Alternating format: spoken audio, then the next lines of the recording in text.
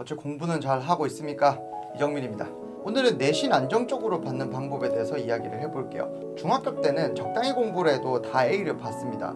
보통 이렇게 학교 알림이 기준으로 전교생이 30% 이상이 A를 받습니다. 90점만 넘으면 된다 이거죠. 그런데 고등학교는 다릅니다. 학교에서는 학생들의 성적을 위해서 학생들이 잘 변별될 수 있도록 문제 난이도를 고려해가지고 시험을 출제를 하거든요. 그래서 지난번에는 1등급을 변별하는 킬러 문항을 어떻게 맞출지에 대해서 엄청난 시간을 들여가지고 봤습니다. 이번에는 그 외의 문제들을 어떻게 다 맞출 수 있게 하는지 이런 것들을 말씀을 드리겠습니다. 자, 그래서 학교 입장에서 킬러 문제 제외하고 다른 영역에서 변별을 하기 위해서 가장 적합한 방식은 학교에서 다뤘던 내용 안에서 출제를 하는 겁니다. 그래서 많은 학교에서는 학교 교재에서 직접적으로 시험 문제를 출제합니다. 자, 제가 실제로 보여드릴게요.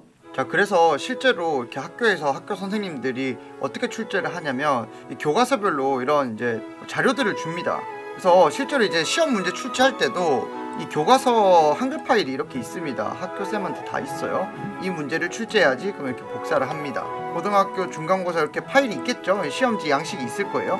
여기에다가 그냥 붙여넣기 합니다. 그럼 이게 뭐 예를 들면 단답형 문제가 되는 거고, 아니면 이 문제를 내야지 하면 요거 이렇게 복사를 해서 뭐 이런 식으로 해가지고, 이게 이제 학교 시험 문제를 내는 원리예요. 그렇기 때문에 선생님이 복사 붙여넣기를 하기 쉬운 문제집들이 시험에 많이 나오게 되겠죠. 그래서 학교 선생님들이 워드 파일을 어떤 거를 주로 갖고 있냐면 EBS 문제집, 교과서, 자습서, 모의고사 기출문제 자료 이런 것들입니다.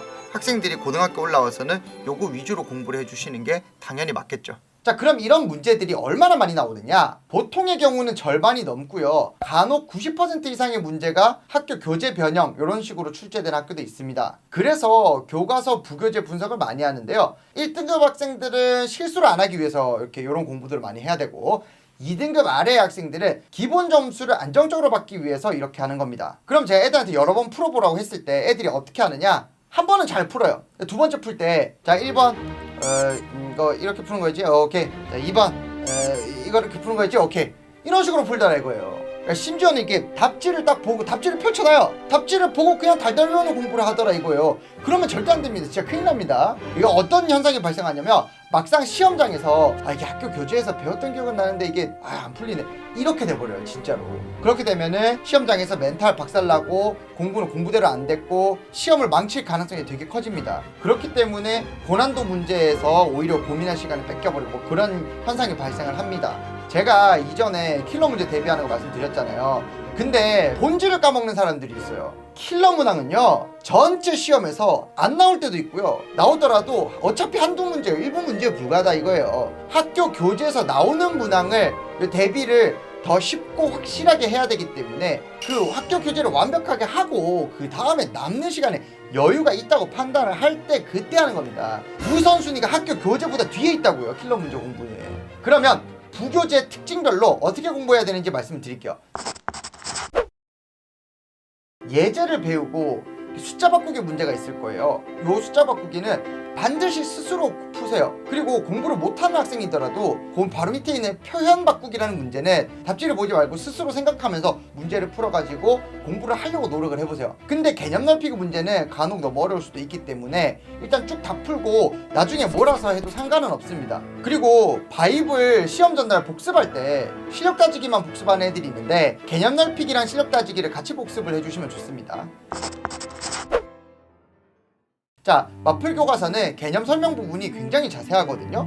그래서 거기에 있는 모든 공식을 너무 다 외우려고 하지 마세요. 마플 개념 익힘 예제 부분에서 이렇게 마플 모어 아니면 키포인트 이렇게 적혀있는 부분들도 있는데 그런 부분도 봐주시면 좋고요. 그 다음에 밑에 보면 유제 중에 발전 문제라고 있는데 그 발전 문제가 조금 어렵다 싶으면 아까 바이블 때처럼 나중에 그냥 몰아서 보세요. 그리고 그 마플 특강, 마플 보충 이런 식으로 따로 이렇게 편성된 단원이 있거든요. 그 부분 꼼꼼하게 보시기 바랍니다. 되게 좋은 팁이에요. 그리고 연습 문제, 베이징 노말 터프 이렇게 있죠. 그 중에 가장 중요한 부분은 노말 부분입니다. 너무 터프에 신경 쓰지 마세요.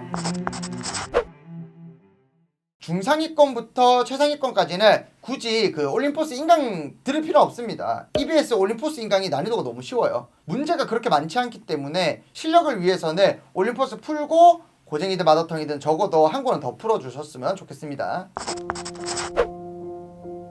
학교쌤한테 시험 범위가 이렇게 전부 다 나오나요? 이렇게 물어보세요. 올림포스 고난도는 뒤에 4% 오브 4%라든지 아니면 4%라든지 그런 부분을 굉장히 어렵습니다.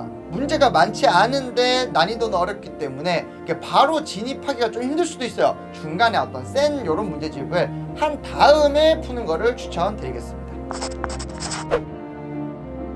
블랙라벨이 풀이가 좀 다양하거든요. 가급적이면 1회독을 할 때는 스스로 많이 풀어주시고요. 2회독 할 때부터는 풀었던 문제더라도 이 선생님의 최적화 풀이를 따라서 하거나 답지에 있는 여러 가지 풀이들, 그런 풀이들을 한 번씩 살펴보세요. 문제집 안에서 메인에 해당하는 부분이 스텝 2이기 때문에 스텝 2를 잘 습득을 하시기 바랍니다. 일품 할 말이 너무 많죠. 설명란 여기 이렇게 다 적어 놓을게요. 고쟁이는 스텝 1부터 잘 봐야 돼요. 여기 좋은 증명 문제 같은 게 스텝 1에서 뻑뻑뻑 이렇게 있거든요. 그리고 스텝 3는 내용이 꽤 어려운 문제가 좀 많아요. 안 풀린다고 너무 힘들어하지 말고 답지 참고하면서 이렇게 공부를 하시기 바랍니다. 문제량이 생각보다 많아요. 그렇기 때문에 공부량을 생각보다 많이 잡아주셔야 됩니다. 이것도 마찬가지로 설명란에 제가 이렇게 띄워놓을 거예요. 자, 그러면 제가 실질적인 예시까지 들어가지고 부교재 어떻게 공부하는지 말씀드렸습니다. 교재별로 특징을 잘 파악하셔가지고 완전히 내 것으로 흡수를 잘한 다음에 내신에 좋은 영향을 받았으면 좋겠습니다. 감사합니다.